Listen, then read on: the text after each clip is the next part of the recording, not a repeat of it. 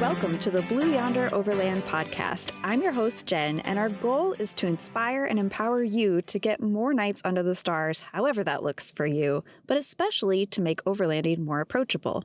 Each week, we provide practical advice for vehicle-based adventures, either focused on a topic or featuring interviews with people who are out there doing it, sharing lessons learned, and empowering you to spend more nights under the stars. Feel free to send us any questions or comments at Blue Yonder Jen at Instagram or Threads, and hopefully we'll see you out in the wild blue yonder. Welcome back to Blue Yonder Overland podcast for our actually 10th episode now. I'm so thrilled to have Will Curry join me today. Hi, Will. Hey, Jen. Will is just an awesome human being, but he also has recently started a creative business venture that revolves around camping. And so I'll give you a brief introduction and let Will add anything that he wants to. Will has a very eclectic career, but most recently spent 12 years at Microsoft, where he ended up in a position where he was helping to tell the stories of employees as part of their sort of HR and recruiting efforts. And he has turned that same passion for storytelling then into building his own brand and launching it last fall. It's called Kamperage, spelled K and then the word amperage. Right. And that's renting out fully electrified RVs for your camping adventures. He and his wife have 2 daughters. And fun fact, they actually live right across the water from us. Now that we're back in Kingston, Washington, we can basically wave hello across the Puget Sound as they're in Edmonds, Washington. Will, any other things to add just right off the bat? I think you covered. The basics. Yeah. Thanks, Jen. Awesome. So great to be here. Awesome. Well, Edmonds, like Kingston, seems like an awesome place to be based, just in terms of quick and easy access to the outdoors and adventure. So I'm excited to circle back to that and see if you've got any favorite recommendations for local places.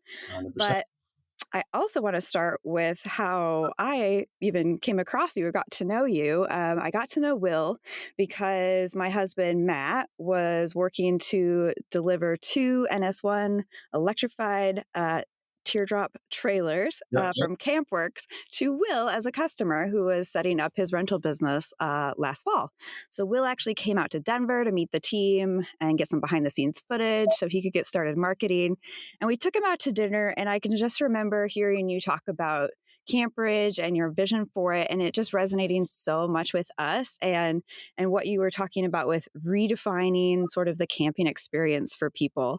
So I'd love to just start there with just hearing a little bit more from you. Just tell me about Kamperage and your vision for it.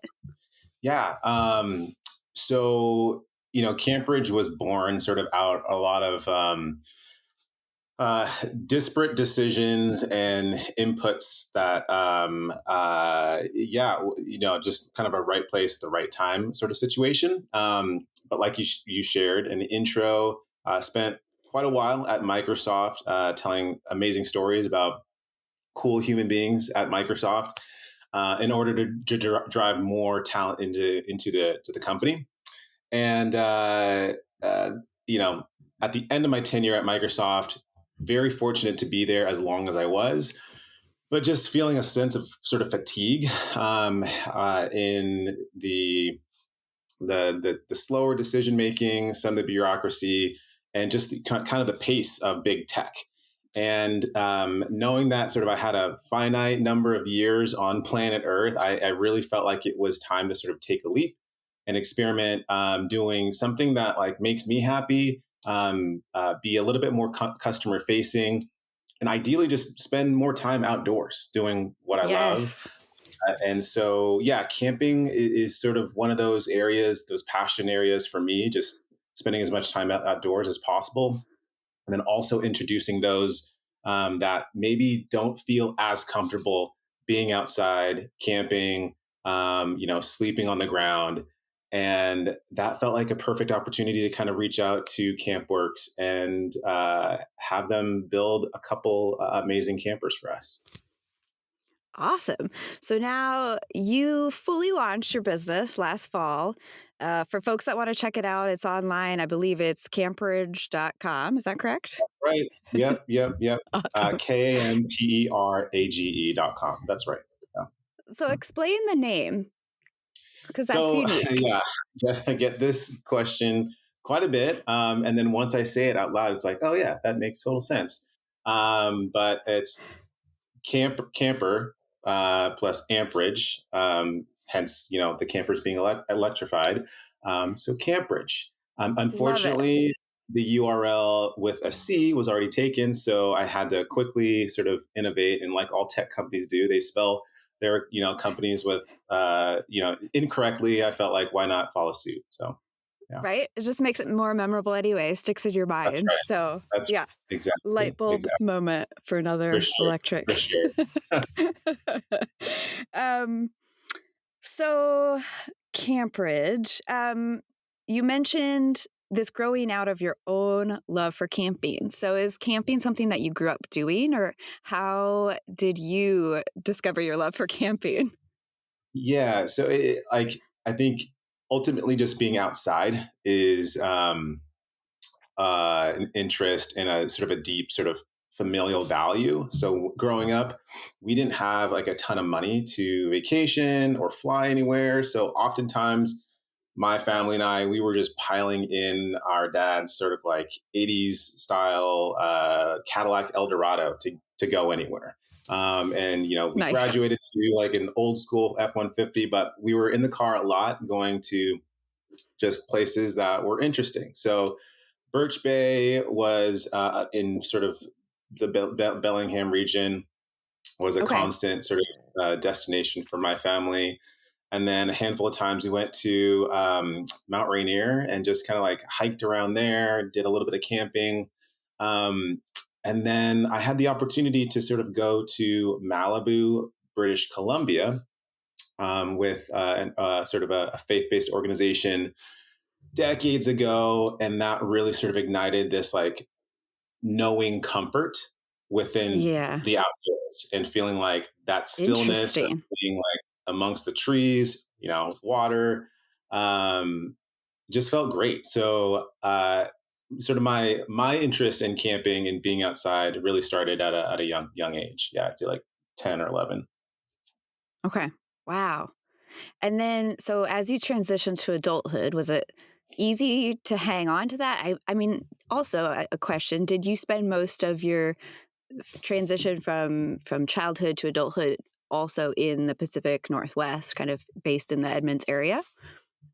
Yeah, sort of born and raised in Shoreline, Washington, which is just south of Edmonds here. So haven't really traveled far. My spouse Whitney, she comes from Kenmore, Washington, but knowing sort of our interest in the outdoors and fitness and sports athletics, um, you know, uh, triathlons and sort of fitness like outdoor sports have always been sort of a critical cornerstone of my relationship with her, my kids. So like a highlight for me was a couple summers ago, I did my first ramrod, sort of a race around Mount Rainier. It was like a 160 Oh, mile wow. in one day. And so like cycling is huge for me. Amazing. Yeah, that was a ton of fun. We've done the Chelan Man, which has been discontinued a handful of times. That's was a local triathlon out in Lake Chelan. But then like also a dream for both Whitney and I. We always wanted to own a cabin, and so it's kind of heartbreaking telling the story a little bit because uh, we don't own the cabin anymore. We actually sold it for great reason. But we owned a cabin for a number of years out in Plain, Washington, and Oof. on this little Love river called visiting that area. Yes. Amazing, It's awesome. So we had a beautiful. stunning. So our little cabin was right across the street from the river, and we actually rented this spot out on Airbnb.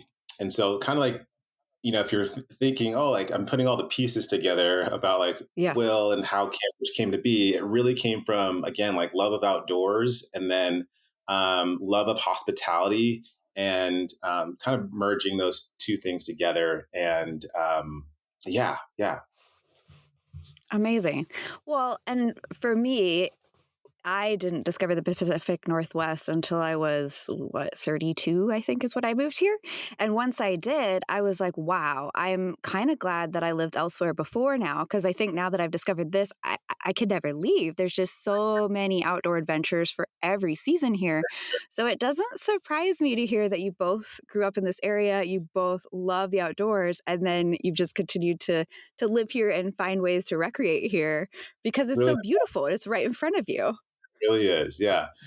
Yeah, I mean, we've traveled quite a bit, had our sort of fair share of adventures, and one of our the priorities before we had kids, Whitney and I, was to go to 3 continents before kids. Did that, and we're now sort of in another rotation, wanting to do like three continents again before our kids graduate and leave for college. But like, there's always like home is something special. The Pacific Yeah. Northwest is something special. And you really like it feels like it can't be replicated. So to be able to drive, 50 minutes to an hour to get to Snoqualmie Pass and ski with the kids, or Central Washington and hit sort of sand dunes, or yeah, like bag some like 14ers in Mount Rainier. Like you kind of have a bit of it all. So it's been fun. Okay, so now I have to circle back because you've referenced so many different types of recreating outside. You've mentioned skiing with the kids, Yeah, you've mentioned cycling, you've mentioned triathlons. Do both you yeah. and Whitney do triathlons? We haven't done one in about 6 or 7 years, and so we're excited because this summer we're doing one here in Washington. Very excited about that. Amazing. And then Yeah. what to round it out, what other activities, if you're just listing off all the Um, activities you guys like to do outside? um, yeah. I mean, again, cycling is a huge one. My dream is to, I'd say, my dream is to like for our girls, both Zoe and Thea, to really get interested in cycling. Whitney would say the same thing about cross country running. Ooh, She ran in high school. And so we're really just nurturing our girls to like do as many fun things as possible outside. They swim right now at a sort of local pool here in Edmonds, and they'll do that through the summer. But I'd say, one thing that we all do and love is just being up in the mountains skiing. So we've had a great winter. I think I looked at our history yesterday, and we've been up to Snoqualmie Pass or skiing in general like 15 times this season, wow, that's which amazing. feels, yeah, which is massive, like for us. So yeah, it's just a huge joy to kind of be sort of in our body, like appreciate like movement and ensure that our girls sort of don't take that for granted. Yeah. So Oh, I yeah, love that. yes, skiing is a big one for us for sure. Wow. I love that your girls are getting just such a diverse set of outdoor experiences from such a young age. I think that makes it so much easier than um, just to not really accept limitations or boundaries too, and growing up and wanting to try even other new outdoor things that you maybe haven't, but having For such a sure. great foundation. For sure. Yeah. Yeah. And like, and it's interesting because we've had to like be very focused and nurture that. Like it'd Mm, be easy for us all to go into one sport for one kid. And gymnastics was that for Thea for quite a while, like sort of over investing in that. yeah. Um, I heard a quote recently, I forget from which author, but they said there are kid-centered families and there are family-centered families, and we want to be a Mm, family-centered family and just ensure that like there's a certain level of like um, we're sort of egalitarian in like how we invest in the hobbies that we're in. So wow. whether it's cycling or swimming or skiing, like these are things that we can all do together as a family, and that's something that we Hmm. really appreciate, that shared interest, or opportunity to build that shared interest. Yeah. That is amazing and such an amazing quote.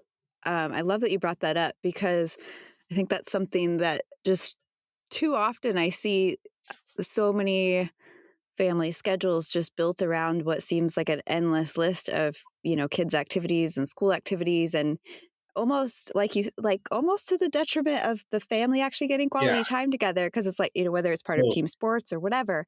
And it's like, yeah, some for of that sure. can be great. I get the benefits. Um, but I love the way you put that, where it's just like family centered and looking for family centered activities. That's fascinating. Percent. Yeah, yeah, for sure. So I think that leads then pretty naturally to something that I haven't discussed on this podcast because I don't really have any experience with it, but camping with kids and really trying to inculcate that sense of adventure and respect for the outdoors and just enjoyment of the outdoors with kids. And so, in addition to cultivating all these adventurous activities, how did you start camping with the girls? Like, how young were they when you took them camping? Yeah, so I think we started camping with them early-ish, I'd say. And so when we had our cabin, we built this cabin in 2017 out in Plain, and it really started slow. Like we were camping in our front yard and just I love that. getting them sort of committed to the idea of like, okay, like my body is outside under the stars. I'm not freaking out. I have snacks. I have a bathroom like 30 feet away. Everything's going to be okay. Dad's here. Mom's here. So we did that a few times before we sort of graduated to actual like tent camping.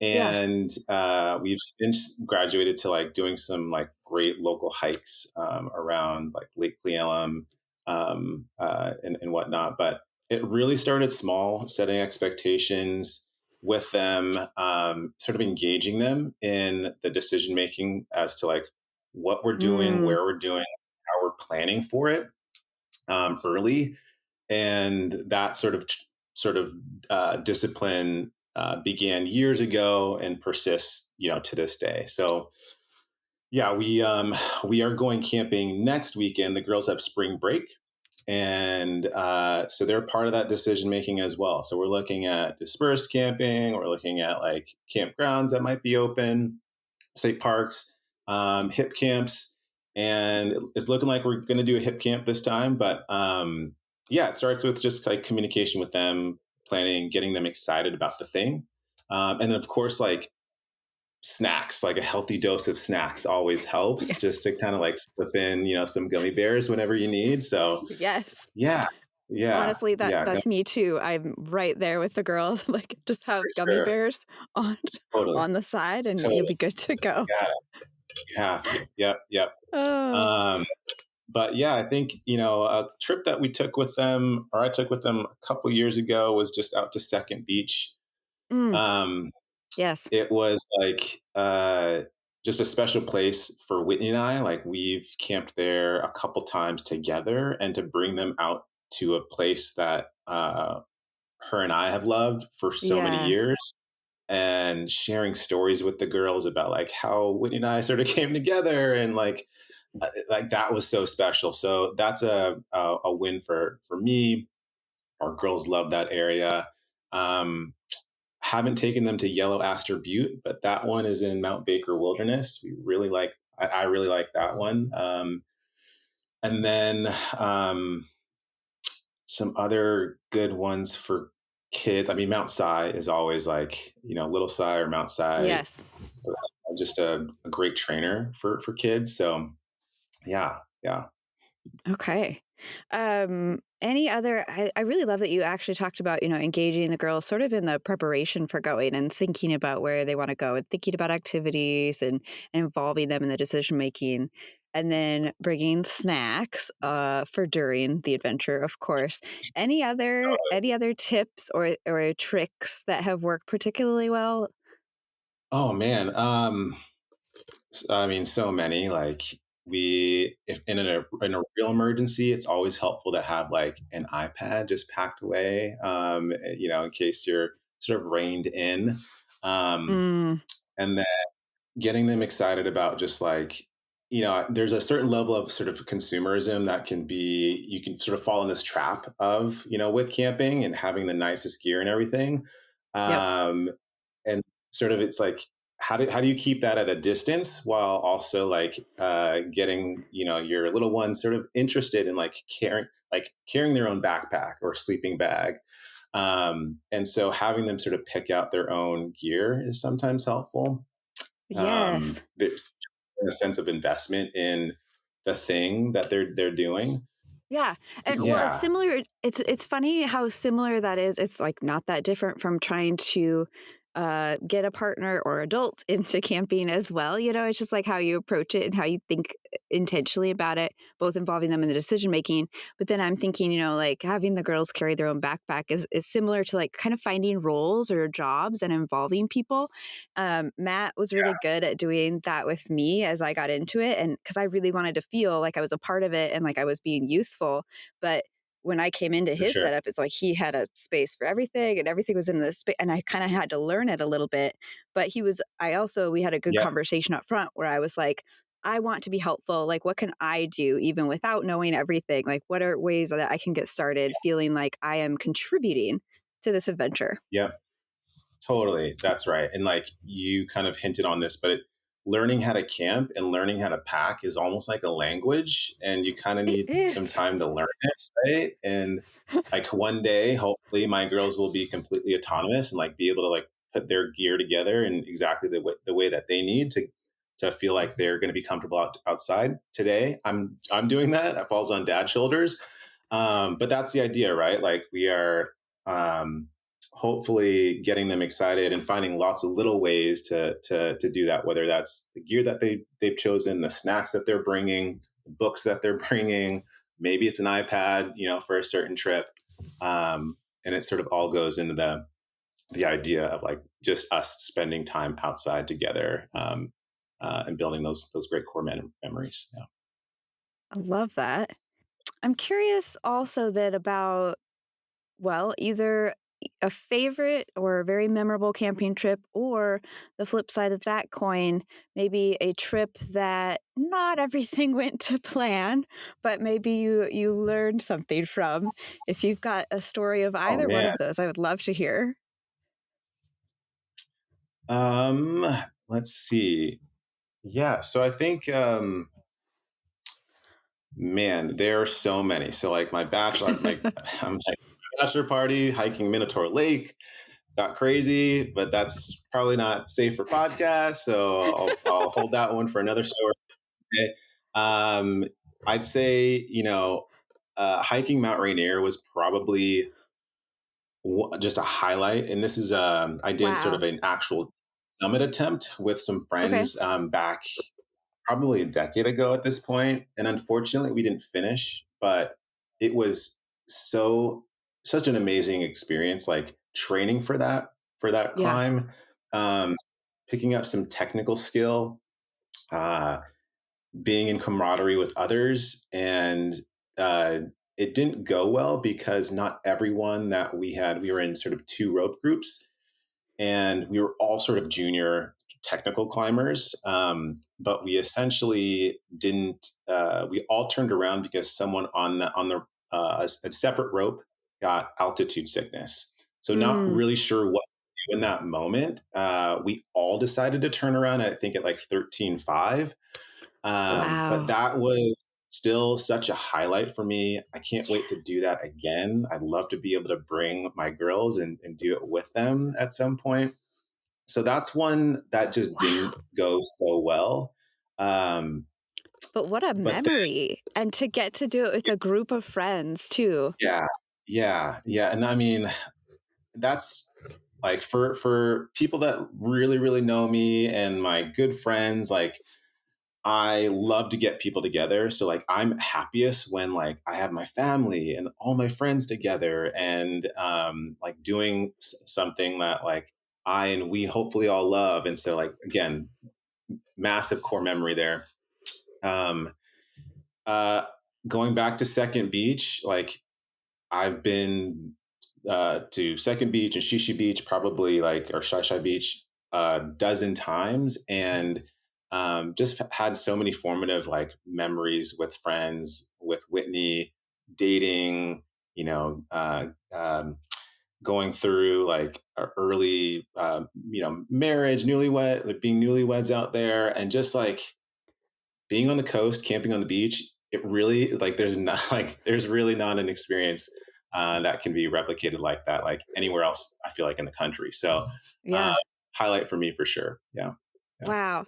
I also love two different things to kind of rabbit holes I could go down, yeah, but the one of revisiting a loved place over time and sort of as you evolve as a person and enter into different relationships and revisiting it and finding that it still means so much to you and maybe starts to mean even more because it's layered with all these memories of you over time. That's so cool. totally. Yeah, I mean, the context for these places changes like as you grow and as you bring like, introduce new people to them. And so, I hold on to these memories and these places dearly, but like Hmm. always want to leave space open for new experiences and new highlights. And so, yeah, like I just can't wait. I hopefully have many years left to live and to revisit all of these destinations again. But Well, and it does kind of raise an interesting question. It's what I always struggle with of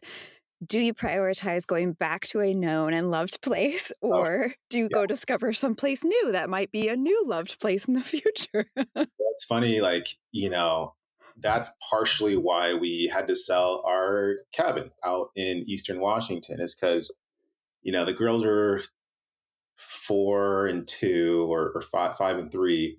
And we just found that we were always going out to the same place, and so blessed to be able to have had that. Right. But we wanted to ensure that like our kids, you know, had adventures all throughout the state, and we traveled, and we saw other sort of national parks, state parks, and so it was that wasn't the only reason we let go of the cabin, but it was one of those sort of aha moments for us in that we were Yeah. any opportunity or time off that we had, we were always going there. And so, yeah, I think, I forget the original question or thought, but like, Going yes, somewhere new yes, versus revisiting someplace loved. totally, It's a totally. tough call. It's a tough call. And it's funny because we're trying to plan 3 continents for my family to visit before Zoe, our oldest, leaves the house. She's 9 now, and on sort of the prerequisite is like we can't have gone anywhere like to somewhere we've already been. So we're struggling to figure out like what that's going to look like, but we're really excited because we think we just landed on a Japan ski trip for Ooh, February of 2026 So we'll that sounds see. like it'd be perfect for all of you. I Love know skiing. Yep. that's right. That's right. We'll see if it shakes out. But yeah, we're Oh, still that'd be amazing. yeah. Um, The other rabbit hole I could go down from one of those stories that you just told was how the summit attempt at Rainier, even though ultimately you did not summit, how the pursuit of it, the training for it, the camaraderie, everything about the experience, even though it was tough, it was still so memorable and worth doing and sticks out as a positive in your mind. And I love that it's even though you couldn't technically call it like we weren't successful at summiting, yes, but it was a success in so many other ways. And I Mhm. find that fascinating. And I'm just curious how that relates to maybe other experiences too. I think it can apply maybe to so much beyond just a an adventure or an outdoor or a physical activity, but like a mindset.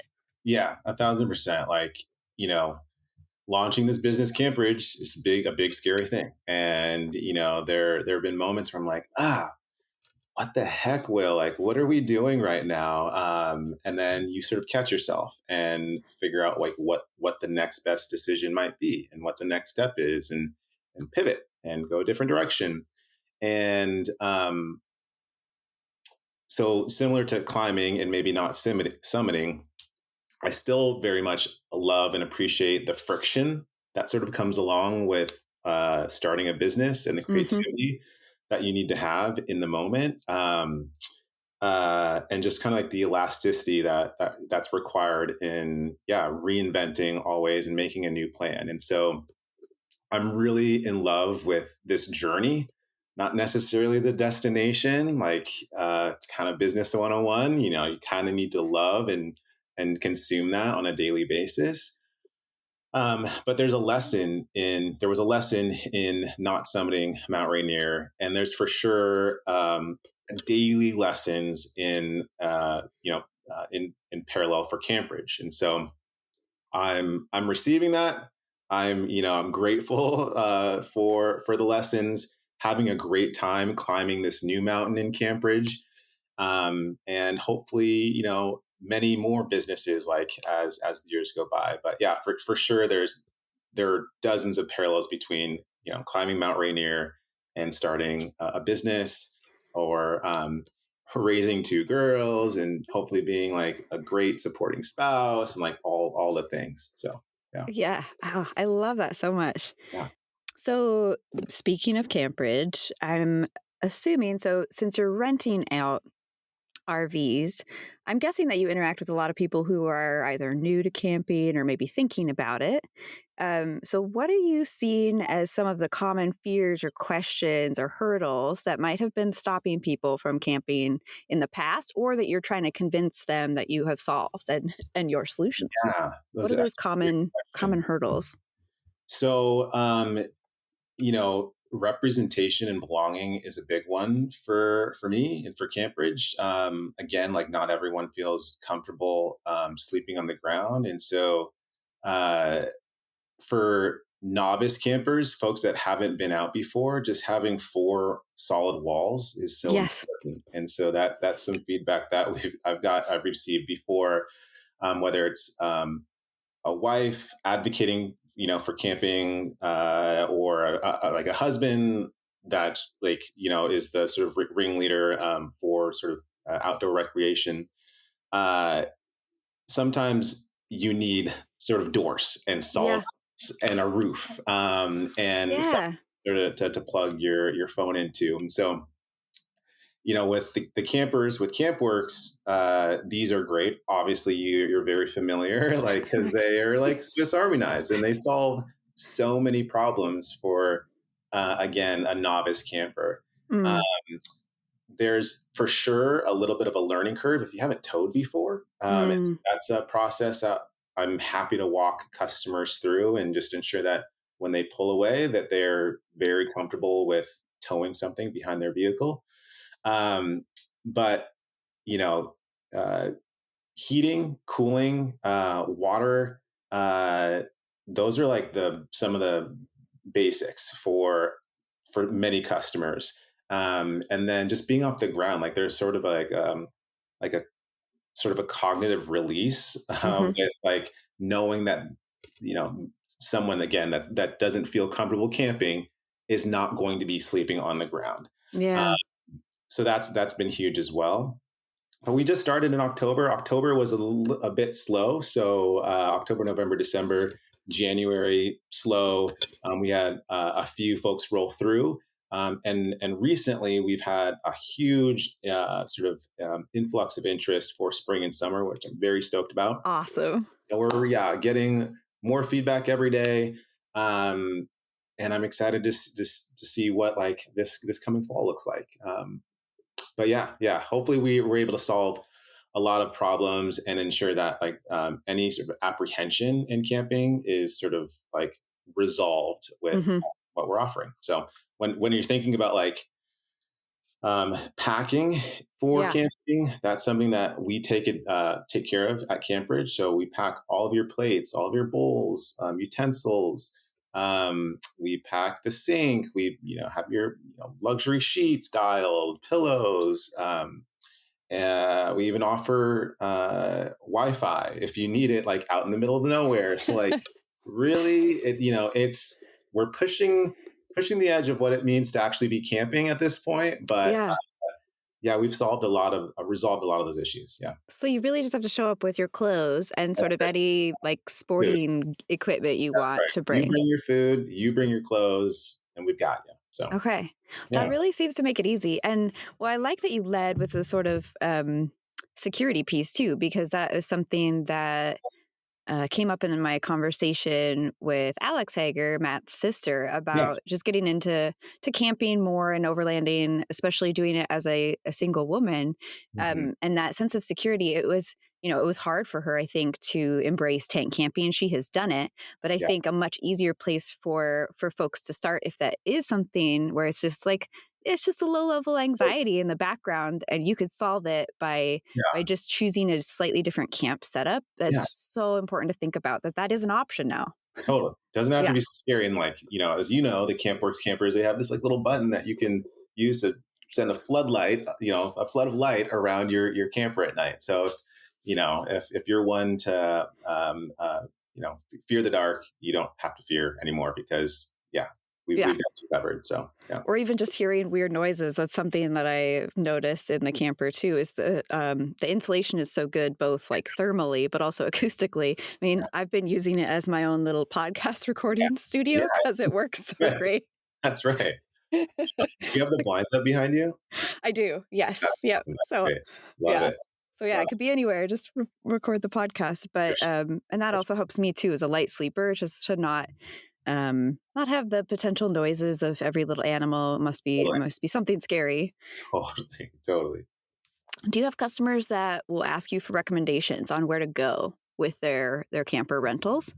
And kind of where do you like to point folks, especially if they're brand new or like kind of testing the waters? Yeah, that's a great question. So, for the most part, everyone's already showing up with a campground In booked. mind. In mind. Okay. Or booked. Or Wow. booked. Okay. Yeah, so Wow. I've already done the due diligence to figure out like where they're going.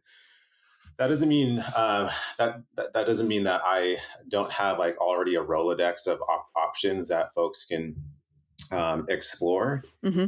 And one thing that I'm actually trying to solve right now is partnerships with hip camp owners Oh, perfect. that would be willing to sort of host on a sort of recurring basis. So I don't have all those sort of details figured out yet, but we are hosting, or we have sort of like a little partnership with a campsite in Bainbridge Island, or a hip camp in Bainbridge Island. Oh, beautiful. And I'll share the link with you like after the call. Um, Yeah. and it's on a little farm, and it's awesome. So Idyllic. Wow. yeah, so it's a great idea, and it's a thread that I'm already pulling on, like how to ensure that if someone has a question about where to go, like we have Hmm. like a good hit list of options. Um, but for the most part, everyone's showing up with like this is like the icing on top, the Yeah. camper, and that's been great. Yeah, Awesome. yeah, One other sort of rabbit hole that I was curious to pursue, because it's what me and Matt are going to discuss on the podcast, our next episode, just discussing all the various types of sort of vehicle platforms or camping setups that are out there, and so some of the pros and cons of each. So I'm curious, in you deciding to, set up a rental fleet, what led you to the teardrop camper? Like, in your mind, why was that the place to start as the ideal sort of platform for yeah. camping adventures? At the time, there really weren't many players creating like fully electric teardrop campers, uh, fully electric RVs or campers for that matter. And so, pool is very tiny. And I had, actually saw on a blog that I followed called Uncrate.com. Campworks featured there years ago. I feel like a couple years ago. And I sort of made a mental note like, oh, if I ever get an opportunity to either own one of those myself, absolutely going to do it. And, but the insight that I was following to sort of onboard these campers is that my preference is to simplify the experience for the customer. So if they're Mm, not having to sort of fill a propane tank, yep. or diesel for a heater, and just kind of flip a switch. Like that was one insight or one sort of feature that I was following. I also own an electric car, and I understand like how range anxiety can sort of squash any sort of ideas of towing with Yes. a camper. And the cool thing about obviously these Campworks campers is that in a pinch, you can actually charge your EV or hybrid vehicle with them, which is kind of cool. So the electric platform was a huge selling point for me. The ease of use, being able to sort of flip a switch and ensure that I'm not having to sort of train a future customer ad nauseum on all the systems to enable their camping trip. Yeah. That was really the ideal there. And since then, several other manufacturers have come out with their amazing sort of EV platform, but that's really what sort of hooked me with CampWorks. So Well, and I'm curious, did you consider like vans or other platforms aside from trailers, or did you really kind of hone in on trailers right away? yeah, it's not out of question. So in the future, a van may be something that we do, like a build out of, let's say, like the Rivian's van platform. Hmm. But we wanted to sort of like start somewhere, gain sort of insights, do a test and learn, and sort of like Yeah. scale from there. So the future of Kamperage may look sort of multimodal, I guess, in terms of like the platforms that we bring in. So it could be, class A, class C, like all different types of electrified campers. But today it was starting out with these two electrified campers and really finding a partner that's willing to sort of collaborate and sort of play around and help sort of build and sort of found that in CampWorks. Yeah. Awesome. Yeah. Curious if there's anything that we didn't touch on that you would love to get a chance Oh man, to talk this about. was so fun. I think we've done a great job. I just really appreciate the time. I'd say like, with my background in marketing, I'd say like just hitting the CTA at the end, like please like check us out at camperage.com and feel free to reach out to me if like you have any questions about your future camping trip. It's will at camperage.com. But yeah, it's just been such a privilege to share a little bit about sort of my story and catch up with you, Jen. Yeah, it's been fun. Thank you. Yeah, it's been amazing to hear more about just your approach to things, your mindset. I love how intentionally and thoughtfully you're engaging your daughters with the outdoors and the camping world too. So that was really cool to get to hear. I'll also give a shout out for our listeners. If you don't already follow Camperage on Instagram, Will puts out some amazing content, and it's not just self-serving either. Like you're posting like dates Yeah, of when campgrounds open for reservations and like really helpful reminders and just like really great stuff. So go follow them for so many reasons. Camperage thank on you. Instagram too. Appreciate it.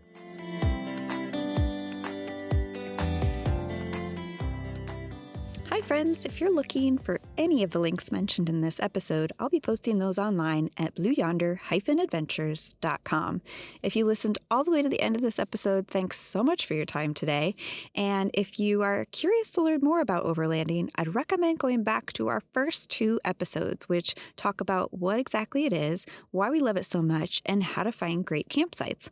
I'll also have plenty of other behind-the-scenes content, photos, footage, and references to other great people to follow over at Blue Yonder Jen on Instagram or Threads, so feel free to contact me there. And I'll be back next week with more.